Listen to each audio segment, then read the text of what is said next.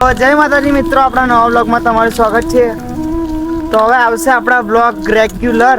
તો આપણે જઈએ છીએ અત્યારે વિડીયો શૂટ કરવા માટે. તો બ્લોગમાં બની રહેજો. આગળ આવે છે ઝાડ, ચાલે છે આપણી જોરદાર સાયકલ. આપણે જોઈ લો નજારો સાંજનો. આટે મોટી ટાંકી જોઈ લો.